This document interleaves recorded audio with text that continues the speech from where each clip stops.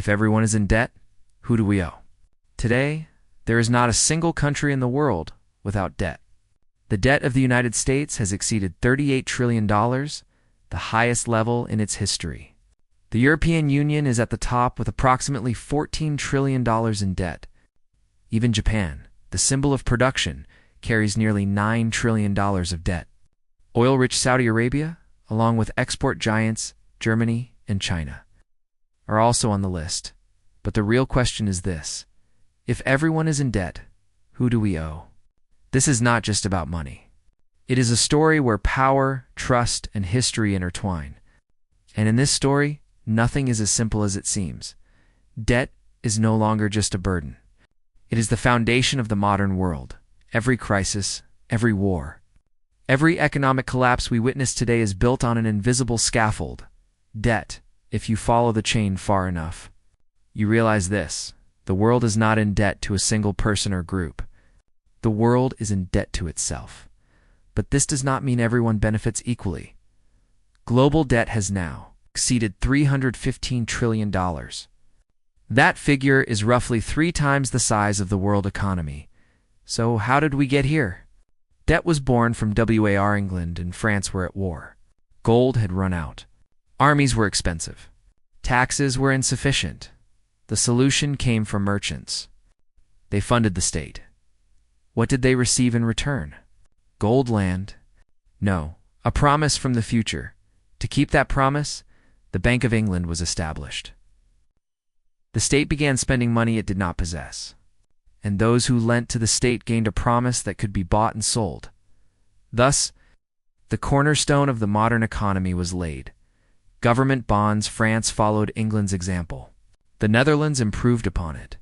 America financed its independence and territorial expansion through it. National debt was no longer a sign of weakness, but of credibility. To borrow was to govern. Empires once conquered land for gold. Now they issue bonds for interest.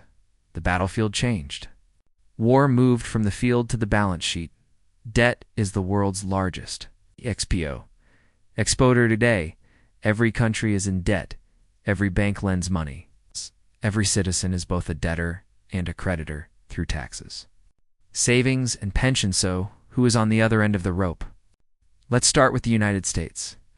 Roughly 70% of U.S. debt is owed to Americans: banks, pension funds, insurance companies, and the Federal Reserve.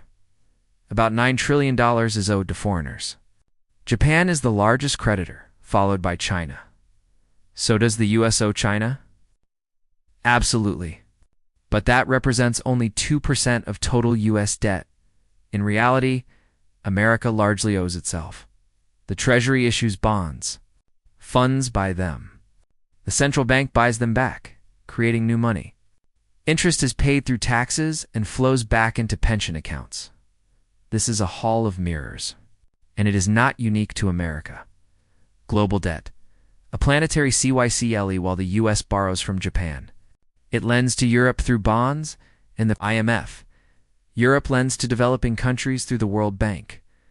Those countries then use that money to buy European bonds.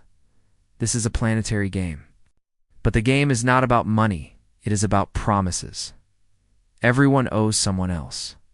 And every promise is guaranteed by another promise. It is like a poker table where everyone plays with chips. There is only one rule that keeps the game alive. No one is allowed to leave the table. Real power. The markets behind government bonds stand massive institutions. Hedge funds, pension funds, sovereign wealth funds, central banks. They are the managers of credit who borrows cheaply, who must pay a price just to survive. They decide when trust disappears, currencies collapse. Governments fall. Economies are rewritten overnight. Democracy decides who governs, but the economy decides who survives. And at the top of the system sit central banks. Every dollar is DBT. When central banks buy bonds, they create money that did not previously exist.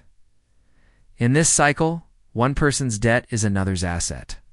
Every unit of money in circulation represents debt somewhere else. There is no such thing as debt-free money. This system functioned on trust for years.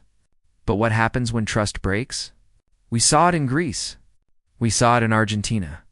We saw it in Sri Lanka. The result was always the same: economic hardship, unemployment, political collapse. And what followed? New debt and the restructuring of old debt. Because modern debt is not designed to be repaid, it is designed to be rolled over. No one intends to pay off. DB Tegerments do not aim to eliminate debt. They aim to refinance it. The real product is interest. Debt is the heartbeat of capitalism. The U.S. will never fully pay off its debt. Japan has been rolling its debt for decades, and no one panics, because government bonds are not a burden. They are the world's safest collateral. What would happen if the U.S. paid off all its debt? Bonds would disappear. Demand for money would collapse. The global system would stop functioning. That is why debt is never eliminated. It is increased in a controlled manner. Why are the realities never spoken openly? The phrase "we owe it to ourselves" is partially true. But interest payments flow upward, from workers and taxpayers to the institutions that own the debt. Debt shifts not only between countries, but between classes. That is why debt and inequality grow together. Creditors are not villains. Debtors are not innocent. They are two sides of the same engine. The real question is this: what happens if the engine stops?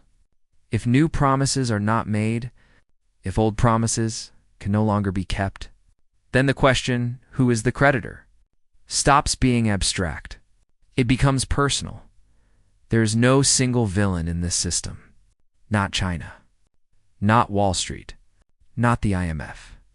The name of this system is all of us. Debt once represented slavery. Today it represents balance. But if that balance breaks, if trust collapses, then we remember what debt really is: a promise that cannot be kept forever.